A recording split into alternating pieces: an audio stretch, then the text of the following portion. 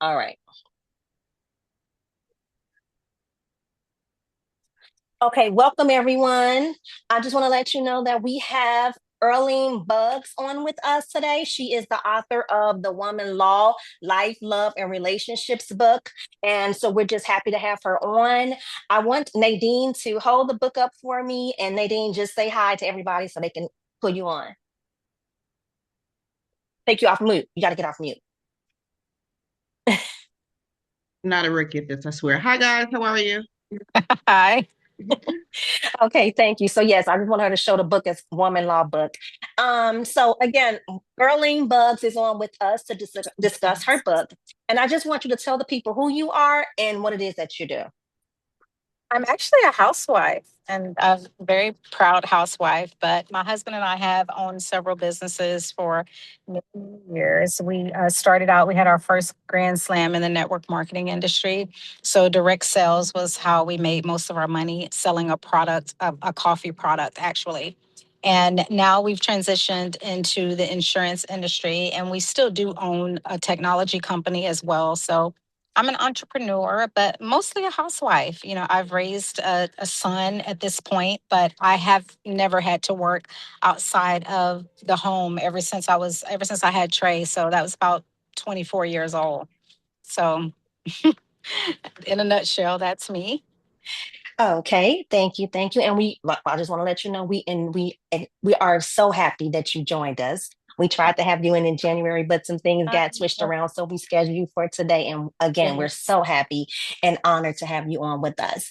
Okay, so let me just jump right in real quick with the Okay. questions. So, you were at the point in your life where you have everything that you wanted, right? But you still felt empty. And then you had a panic attack, but you ignored the warning signs. What led up to this breaking point? I think for me, for the longest period of time, I was trying to be perfect Patty, if you will, if you understand that term, trying to be all things to all people, not really understanding boundaries, never having heard of the word boundaries. I didn't come from a family that talked about that, those kinds of things. So I didn't know what a boundary was. I didn't know what personal space meant. I didn't know that I was entitled to my own time and my own space and my own dreams. So I feel like I have been with my husband since I was 12 years old. So I didn't really have a lot of experience living life without being a wife or without having him in my life. So I think for me, it took me a while to understand my own thoughts and my own feelings and my own dreams aside from the ones that he had for our family. So I think that was my breaking point, just trying to figure out who I really was and what I wanted and how to go about getting those things in a constructive way. Because I feel like as a Black woman, we easily recognize and see anger demonstrated in the home, anger, sadness, frustration, but we are not shown how to demonstrate the other feelings like joy and happiness and disappointment. Disappointment is not the same thing as anger. So to be honest with you, when I grew up in a household where my mom was either angry or happy, there was nothing in between. So I didn't learn how to express those emotions in my family. And I feel like my husband, he only responded to crying. The other part of it was I wasn't a crier. So when I was disappointed or I didn't get my expectations met, or I was afraid, or all these other emotions, the only thing I could express to him was anger. So it didn't resonate, and I wasn't able to make that connection and get the things that I needed. So that ultimately led to the breakdown, not only of my personal emotional breakdown, but the breakdown in my marriage. I almost didn't make it. So I hope that answers that question. Yes, it does. Yes, it does. Um, Your mom was married until you were 6 years old to a man that you thought was your real father. Right. 3 years after the divorce, you were introduced to your real dad. And what was your reaction when your mom said, "This is your real dad"? And how did that make you feel believing one man was your father, but wasn't not but was not? Um, you know, I, I have to give you that answer from a child's perspective because honestly, I was 9 years old when that happened. And so, I just remember feeling, I'm going to sit here. I just remember feeling so confused. Like, what is happening right now? I didn't even know how to process having this man that I had never seen before introduced as my father. It was like a real culture shock for me, and I remember just feeling scared and confused.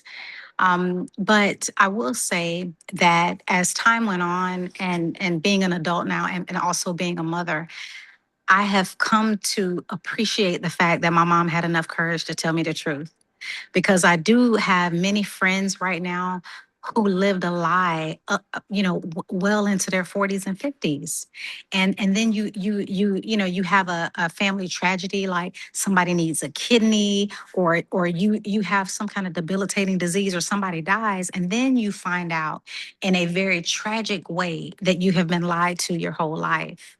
So even though I feel like, I wish I had of had that interaction with my real father early on.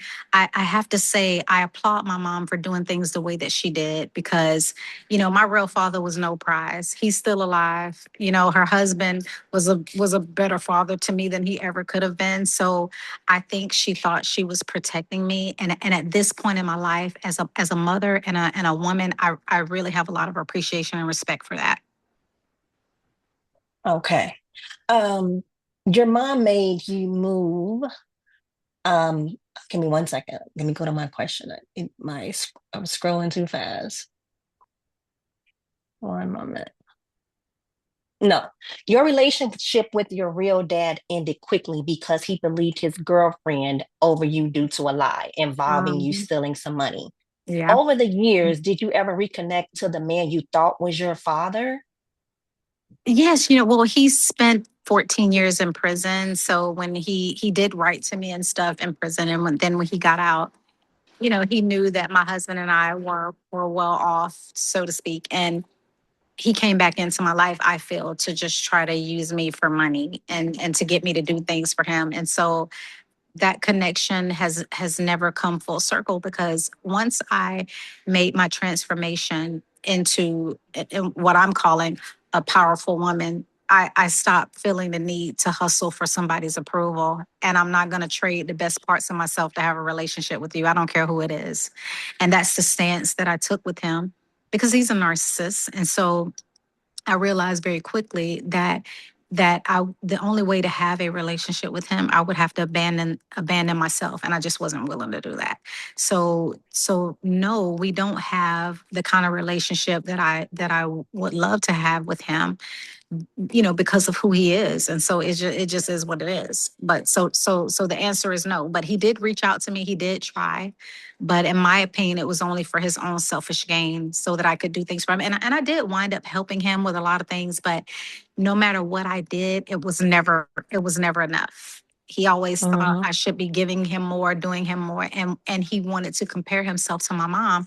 I'm going to give my mom the world, because she raised me, she took care of me, she made sacrifices. You did nothing. So even though I'm appreciative that you gave me life, I have more negative experiences when it comes to you than positive ones. So, no, I don't owe you anything. You don't owe me Yeah, anything either. I'm not walking around with anger or resentment towards you, because I've let that go a long time ago. But I don't owe you anything. And I'm not going to abandon the best parts of myself to have a relationship with you. So that's basically the decision that I made. exactly. Exactly. Your mom made you move out because you received a scholarship to a school out of state and not in your Mhm. home state. Why do you think parents hinder their children in that way I sometimes? just think it's fear. Yeah. It's fear. And, my mom came, from an environment where she had to move out of her home, abruptly, and at a very young age. I believe she was either 17 or 18, because she was being touched by my grandmother's ex-husband.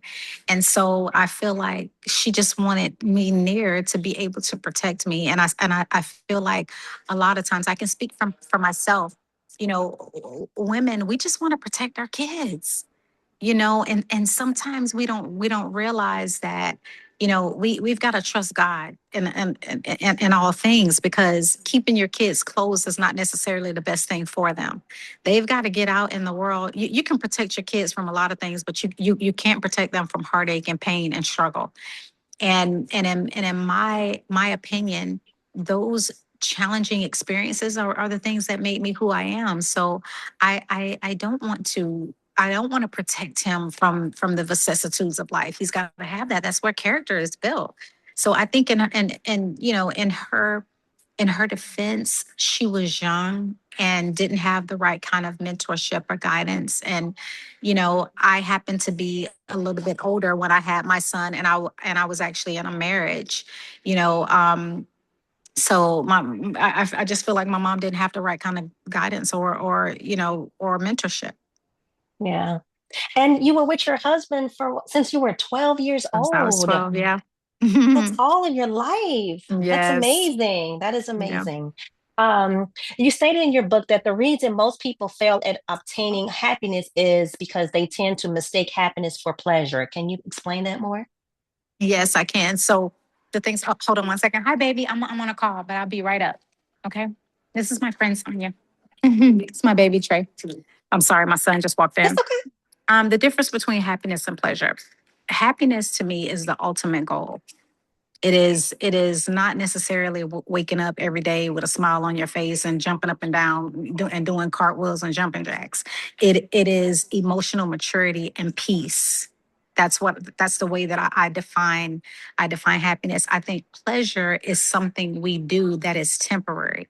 It's things like buying things, or maybe a vacation, or a new handbag, or a new car. It's attached to things outside of you. Your happiness is your gratitude, the way that you treat other people, your philosophies. Happiness is who you are. Pleasure is what you do.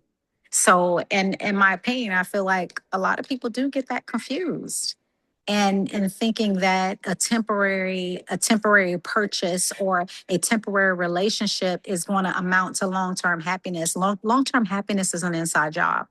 It's something you're intentional about. It's not something that's sold in stores. You're not going to find it on a shelf, and you're not going to find it in any purchase. So that's just one of the things I had to learn the hard way, because Yes. And go ahead. and it comes within. Uh-huh. Hmm. Yeah. It's Yes, not on the indeed. outside. It comes within. You have to have happiness and joy inside. After you became a wife and a mother, your need to be perfect, it magnified. How did it almost break you down? Well, like I told you, I had that perfect Patty syndrome, Hmm. and nobody told me that I had to do all of these things. It was just something I felt I needed to do and be in order to be good enough or accepted.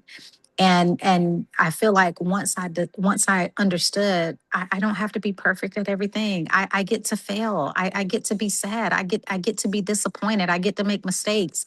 I never gave myself that opportunity as a young kid. I felt like I was always hustling for that approval, and felt like I needed to be perfect in order to be good enough and in order to be accepted. And I feel like I came from a family too that always support. So how do I want to say this? I got uh, positive reinforcement from the things that I did, from like my accomplishments. So, I didn't come from a family that doted on me. They weren't like, oh, you're so pretty and you're so blah, blah, blah. Even though I did get a lot of compliments as a kid, mostly I was rewarded for the things that I accomplished. And so I went through life a great deal of the beginning of my life feeling like I was my accomplishment. So if I wasn't exceeding or excelling at something, succeeding at something, then I wasn't good enough. And Yeah. that led to me trying to be, Martha Stewart and Betty Homemaker, and nobody cared. And so Yeah. I'm walking around here killing myself trying to make four-course meals every night, keep a perfect house, have a perfect looking kid and all that. And nobody cared. And so, that is very devastating when you put all of your energy and effort trying to meet a certain, standard that nobody cares about. It's all in your Yes. head. It's not even real. And it's So, so important because that's what these mothers are doing now. mm-hmm, They're trying to live a certain standard, mm-hmm, compete with the other mothers. They're under so much pressure, mm-hmm, trying to be mm-hmm, perfect. mm-hmm. So Yeah, I think that's so it's the losing important. battle. Yes, yes, yes. You said your biggest mistake people make is confusing the principles of being in charge with being in control. Tell me more Mhm. about that law.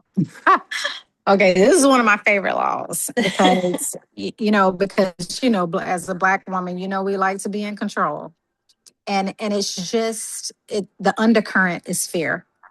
When you grow up in an environment where you have very little control over your surroundings and very little control over how you grow up and the things that happen, it becomes a how do I want to say this, a way to protect yourself. It becomes a means of protection to be in charge and in control. I mean, in control. So in charge means, let me tell you the difference. In charge says, I know that I am responsible for these things and I'm responsible for how things go. And I understand that it's my responsibility to dictate a situation, but I don't control people.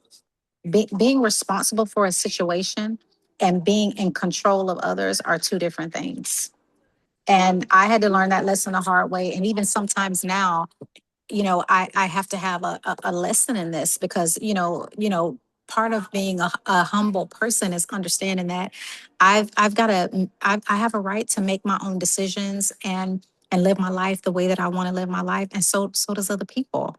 I don't get to dictate to somebody else who they should be.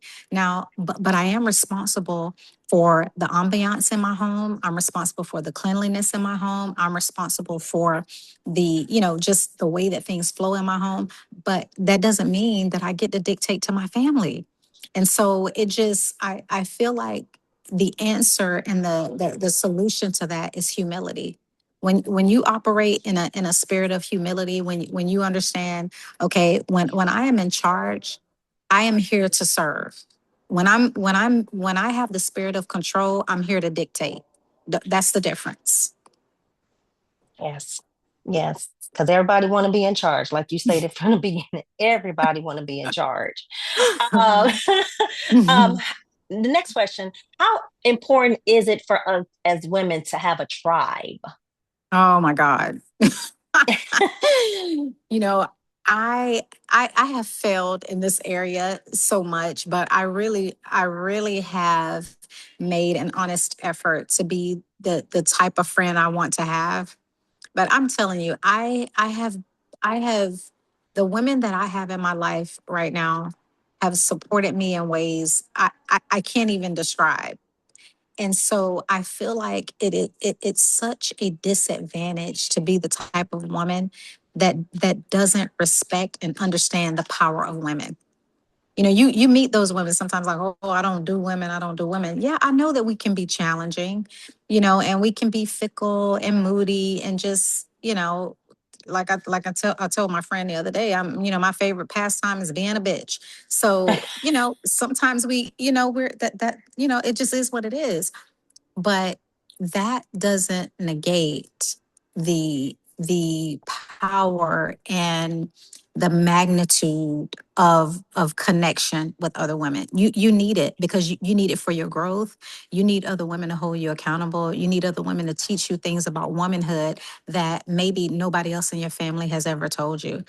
Women give you exposure and allow you to collapse time frames, and if you never learn to surrender to that need, because that's another part of the vulnerability, being able to say, I need other women in my life. I don't know everything, and so and sometimes I need just to be accepted. Sometimes I need to be heard, but also sometimes I need to be corrected. And only another woman who has walked through my shoes, who understands the intricacies and difficulties of being a wife, of being the wife of a wealthy man, of a very accomplished man, is much different than being the wife of an average man.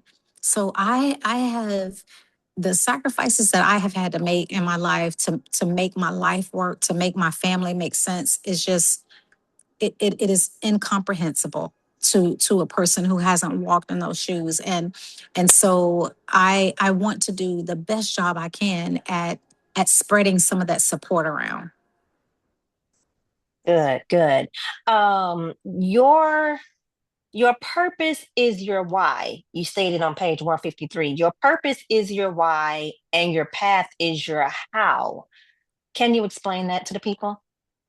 So my husband has this saying that the path may change, but the purpose is always the same. So when your purpose in life, it transcends what you do for a living, it transcends where you stay, it transcends your ethnicity, your educational background. When you have a sincere purpose, in my opinion, that's God given, no matter what you do in life, you're always going to be doing it. For example, one of my purposes is to serve women and to uplift and encourage. So it doesn't matter what industry I'm working in. I still have that intent. So your purpose follows you everywhere. The path you take, it may change.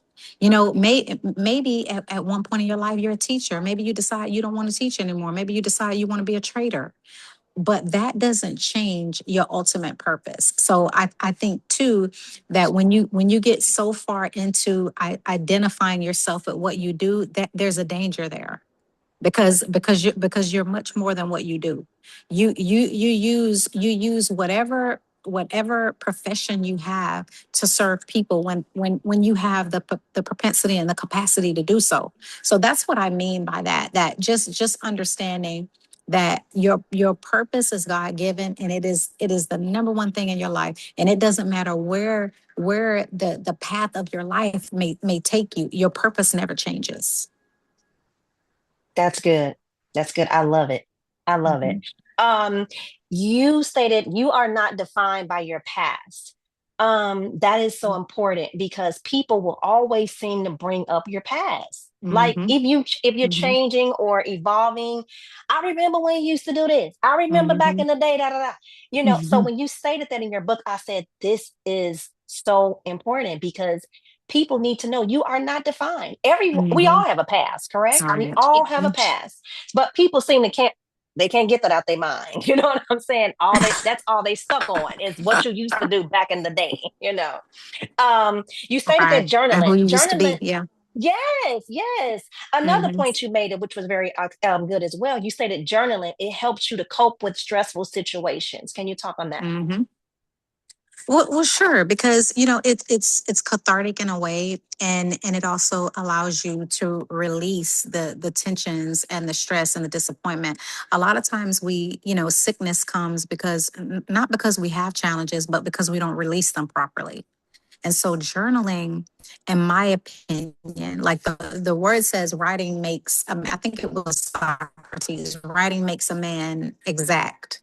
Journaling helps you connect and release things with your past. The other thing is, we do a lot of lying to ourselves. Journaling holds you accountable because it's one thing to have a thought in your mind, and we can rehearse a scene 1,000 times in the incorrect way. But when you put words on a paper, you have to become accountable to what you say. So it's a way to self correct. When you've got to write out a story and go back and read it, you're like, okay, well, maybe that's not exactly true. But there is no accountability in a thought. You understand what I'm Mhm. trying to say? So I feel like journaling also helped me connect to the person that I used to be, because also finding some kind of compassion and empathy for the person that you used to be too. we can be very hard on other people, and that just means we haven't learned how to show ourselves the right compassion. Because when you are compassionate with yourself, you can be compassionate and forgiving with somebody else. And journaling just it forced me to be accountable to the story that I was telling myself.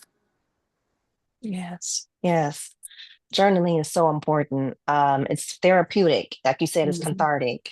Mhm. I just wanted to know, this is my last question. I wanted to know, has your book, Woman Law, Volume 2, has that been released? No, I haven't even. I have started on it, but I haven't really focused on it the way that I need to focus on it. And I feel like when that time hits me, that I know, okay, this is the thing that I need to talk about in this, because so many things have happened in my life, and I've just been stuck at how to quantify the latter chapters of my life. But I'm going to do it. I'm definitely going to do it. Okay. It is something that's very important to me, because I get this question all the time, like, when is volume 2 coming out? Like, how does the Yes. story end? But yes, but I am so proud of that woman law book. And regardless of how many years go by since I wrote it, whenever I pick that book back up, it's like it was just yesterday, because it's so Yes. relatable, and it's so real, and it's so down to earth. I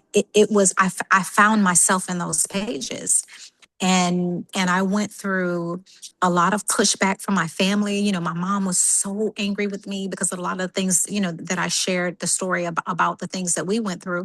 And I had to tell her, I said, when you finish the book, we'll talk about it. But you've got to get to the end, because when you get to the end, you'll see I don't blame you for anything.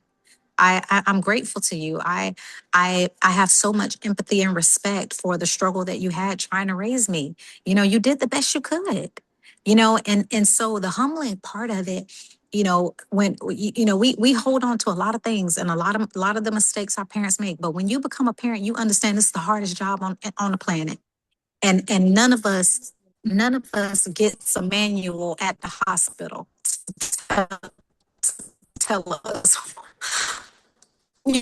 how to go about it. It's on the job training, and it's the fulfilling job in the world. And so I feel like my journey and my mistakes as a parent allowed me to have so much compassion and respect and forgiveness for my mom. Yes. Um, I love this book. I just want to say I thank you so much for writing this book. oh, The Eight Laws, I love them. And I'm so glad that we even read this book during the quarter of the year, because it was so empowering for me. mhm, So that's why I was like, is volume 2 out? mhm. And I want to also tell you, you don't have to stop at volume 2. You do not have to stop at volume 2. Okay. Oh my God, yeah. But You can thank go you to so volume much. 3, you can go to volume 4 and 5 and 6, okay? Because this Thank is you. so empowering. And I think majority women need to know. That's why I wanted to have you on my platform. People need to Mhm. know about this book. People need positivity in their life at this point right now. Right. It's a lot going on in the world. Uh-huh. Women are struggling with relationships, family, kids, and everything, work. You know Hmm. what I mean? And your Yeah. book, it really uplifts me personally. It uplifts me, and I'm sure it definitely will empower other women as well. So I don't want to hold you any longer. I want to just say thank you again for taking time out and joining us. And when you write that volume 2, we will definitely have you back on. Okay, darling. Thank you so much for having Thank me. you. Thank you. Have a Okay, good enjoy one. your Sunday. All Okay, right. Bye bye Thank bye. you. bye. You're welcome.